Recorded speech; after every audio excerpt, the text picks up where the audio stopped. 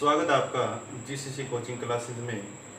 देखिए, हमने पिछली कक्षा में बात की थी सूर्य तप के बारे में और आज हम बात करने जा रहे हैं तापमान के बारे में। देखिए, हमारा जो टॉपिक है वो इन्वर्जेंस ऑफ टेम्परेचर का है, तापमान विलोमता। लेकिन उससे पहले हम तापमान को डिफाइन करेंगे और उसके बाद में अपने टॉपिक पर चलेंगे। तो देखिए, तापमान किसे कहते हैं? तापमान हमने एक बात की थी सूर्य तप की, और अब हमारा टॉपिक है तापमान। दोनों में क्या होता है, अलग अलग चीजें हैं। सूर्य तप अलग चीजें हैं और तापमान अलग चीजें हैं। और सूर्य तप किसे कहते हैं कि सौर विकिरण की जो मात्रा है वो पृथ्वी पर पहुंचती है, उसको हम किस नाम से जानते हैं? सूर्य तप। और तापमान किसे कहते हैं कि भूपृष्ठ है, भूपृष्ठ और वायुमंडल, भूपृष्ठ और वायुमंडल में जब सूर्य तप की अन्योन क्रियाएं होती हैं, उस अन्योन क्रिया के द्वारा जो ऊष्मा आती है, जो ऊष्मा उत्पन्न होती है, इस सूर्य तप के द्वारा जो ऊष्मा उत्पन्न होती है उसको हम क्या नाम देते हैं? तापमान नाम देते हैं। भूपृष्ठ और वायुमंडल में जब सूर्य तप के द्वारा कोई ऊष्मा उत्पन्न होती है, उस ऊष्मा को हम क्या बोलते हैं? तापमान बोलते हैं। अब देखेंगे तापमान को प्रभावित करने वाले कुछ कारक होते हैं, उन कारकों के बारे में देखेंगे कौन कौन से कारक हैं। सबसे पहले कारक आता है अक्षांश। सर्वाधिक प्रभावित करने वाला कारक कौन सा होता है? अक्षांश। अक्षांशों के अकॉर्डिंग, और इसको हम तापमान का क्षैतिज वितरण, क्षैतिज वितरण भी कह सकते हैं। तापमान का क्षैतिज वितरण किसके द्वारा? अक्षांशों के द्वारा। देखिए, हमने बात की थी कि 0 डिग्री अक्षांश, उसके बाद में ये 23.5 डिग्री अक्षांश, फिर 66.5 डिग्री अक्षांश और ये 90 डिग्री अक्षांश। 0 डिग्री पर सूर्य तप की मात्रा सर्वाधिक पहुंचती है, लेकिन इसके बावजूद यहाँ पर तापमान कम पाया जाता है। किसकी अपेक्षा पाया जाता है? यहाँ कर्क रेखा की अपेक्षा 0 डिग्री पर क्या मिलता है? तापमान कम। क्यों मिलता है ये भी हमने डिस्कस की थी, क्योंकि वहाँ पर एक टॉपिक था सूर्य तप को प्रभावित करने वाले कारक, जिसमें एक पॉइंट था वायुमंडल की पारदर्शिता। उसके अंदर बात की थी कि यहाँ पर बादल बनते हैं, आकाश स्वच्छ नहीं रहता है, यहाँ पर आकाश स्वच्छ रहता है। जब बादल बनते हैं तो क्या होता है? तापमान अधिक नहीं हो पाता। तापमान अधिक कहाँ मिलेगा आपको? कर्क रेखा के आसपास। यहाँ तापमान अधिक होता है। अब इससे ऊपर की ओर जाएंगे, जैसे जैसे चले जाते हैं, तापमान में क्या होती चली जाएगी? कमी। तो अब देखेंगे आगे हम, दूसरा टॉपिक आता आपका सागर तल से ऊंचाई। जब भी हम समुद्र तल से ऊपर की ओर जाएंगे, तापमान में क्या मिलेगी आपको? कमी होती जाएगी। और इसको हम डिफाइन करेंगे आगे। तापमान का लंबवत वितरण है, जिसके अंतर्गत सामान्य ताप ह्रास दर, नॉर्मल लैप्स रेट है, उसके अकॉर्डिंग। तो हम कह सकते हैं कि समुद्र से ऊपर की ओर जाएंगे तो तापमान में क्या होगी? कमी होगी।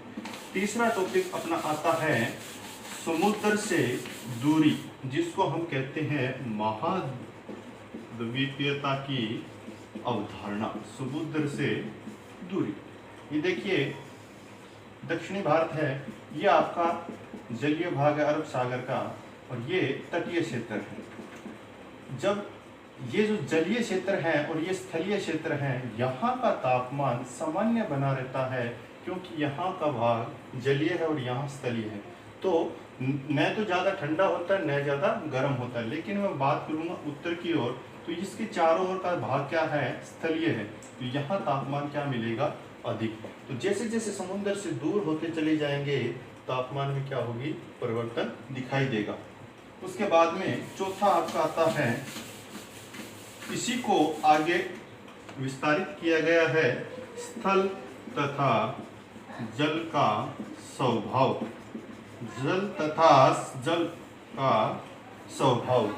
स्थल तथा जल के अंतर्गत क्या होगा कि कोई क्षेत्र, ये स्थलीय क्षेत्र है और ये जलीय क्षेत्र है। तो देखिए, स्थल भाग जल्दी गर्म होता है, जल्दी ठंडा होता है। जलीय भाग जल्दी देर से गर्म होता है और देर से ही ठंडा होता है।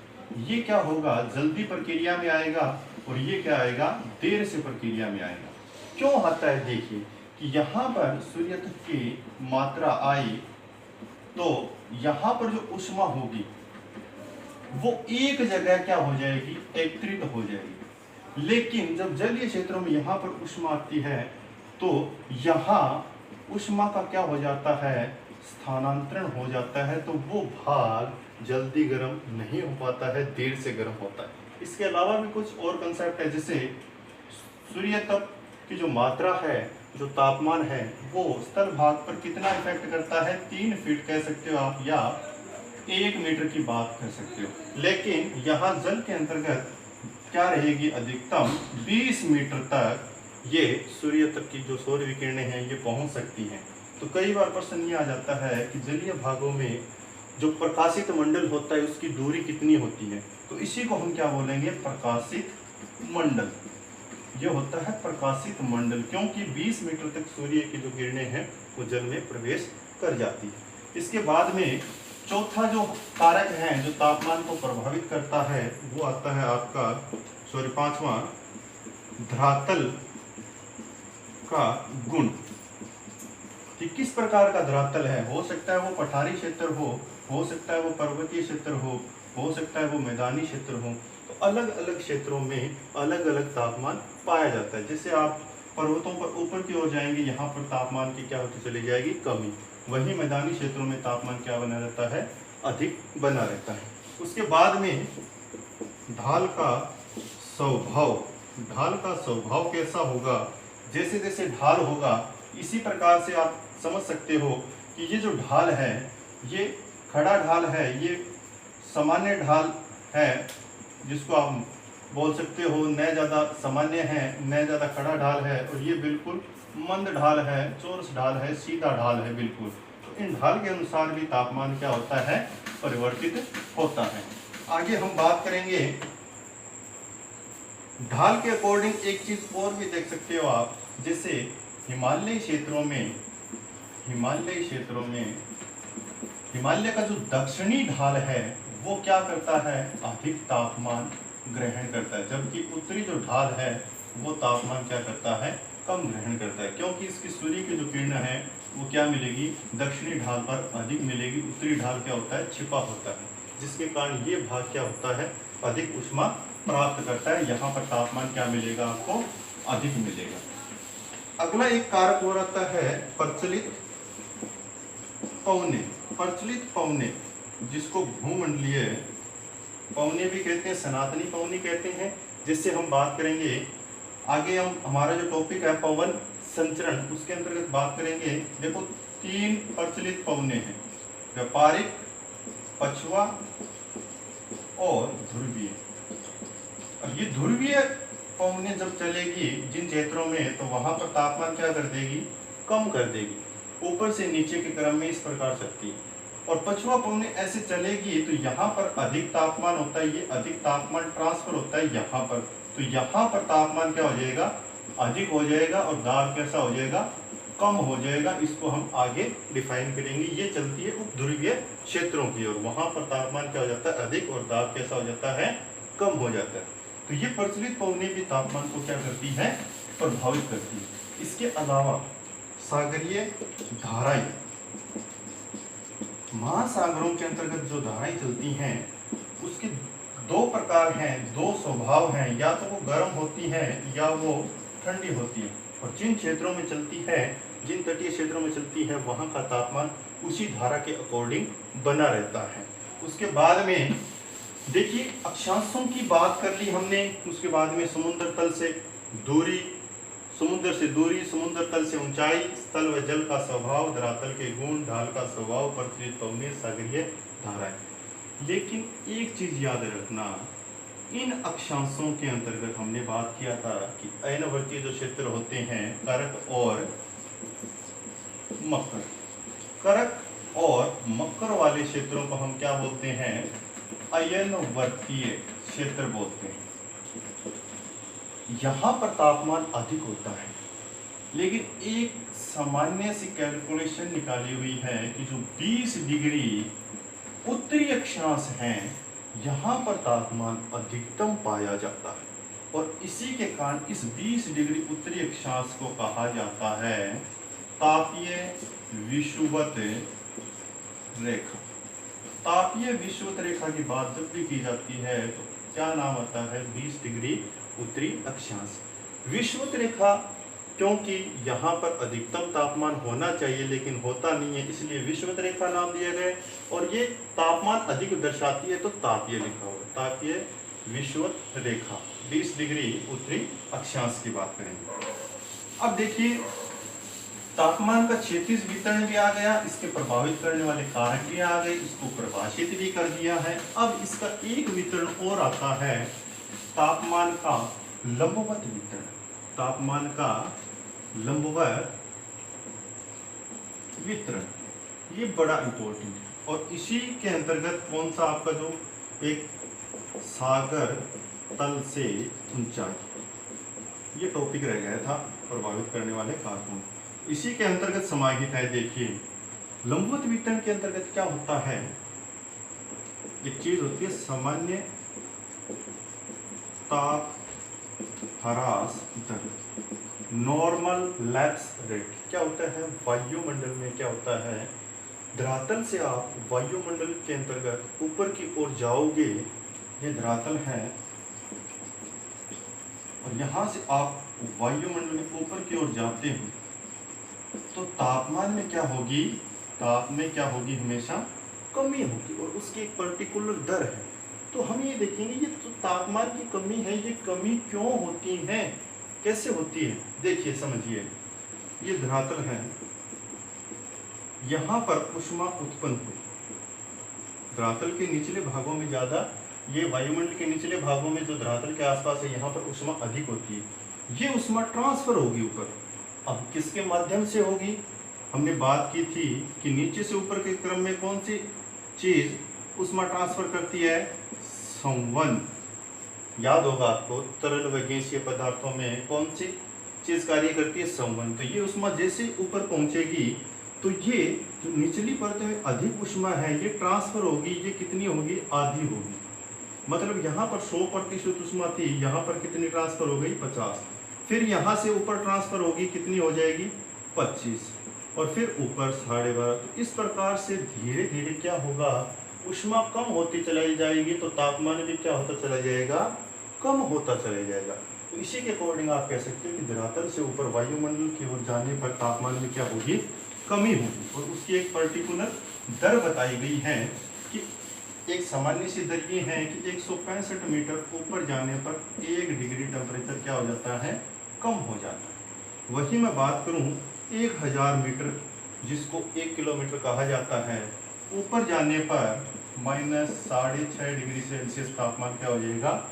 कम हो जाएगा। लेकिन कई बार फिट की बात करेंगे, ये मीटर में डाटा था, कई बार फिट की बात करेंगे तो 1000 फीट ऊपर जाने पर -3.6 डिग्री फ़ारेनहाइट तापमान क्या हो जाएगा? कम हो जाएगा। ये थी सामान्य ताप ह्रास दर। अब क्या होता है, कई बार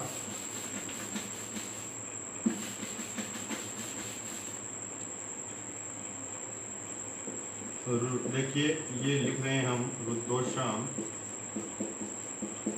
ताप ह्रास दर, जिसको क्या बोलते हैं?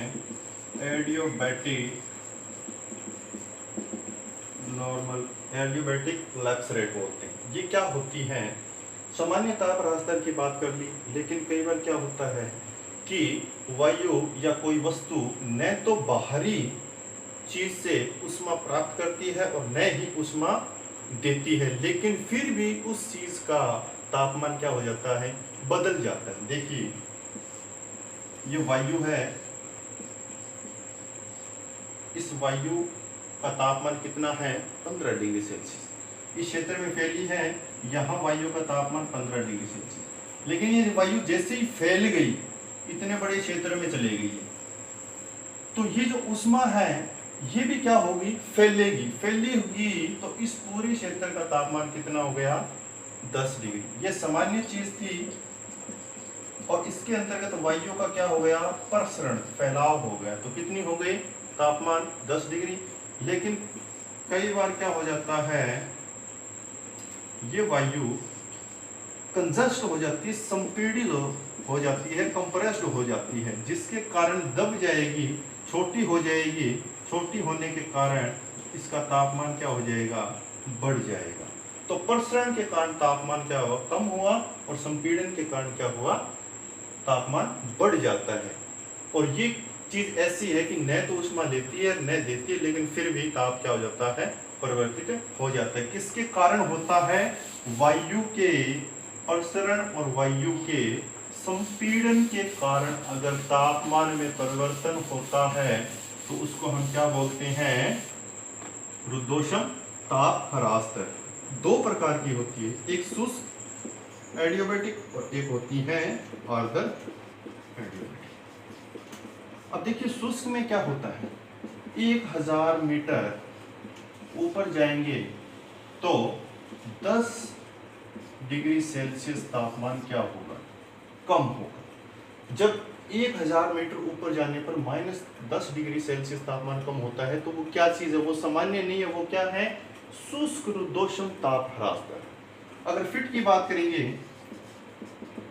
1000 फीट ऊपर जाने पर 5.5 डिग्री फ़ारेनहाइट कम हो जाता है तापमान, तो वो कौन सी है, शुष्क रुद्धोष्म ताप ह्रास दर। ये दो डाटा इसमें मीटर में और फीट में है, ठीक है। उसके बाद में आर्द्र की बात करें, आर्द्र के अंदर क्या होता है, सामान्य हमने देखा -6 डिग्री सेल्सियस, आर्द्र में ज्यादा हो गई, और शुष्क में ज्यादा हो गई। आर्द्र में 1000 मीटर ऊपर जाएंगे तो तापमान कितना हो जाएगा, 6 डिग्री सेल्सियस। लेकिन कई बार 3 से 9 के बीच में इसका तापमान पाया जाता है, तो हम औसत रूप से लिखते हैं कि -6 डिग्री सेल्सियस तापमान कम हो जाता है।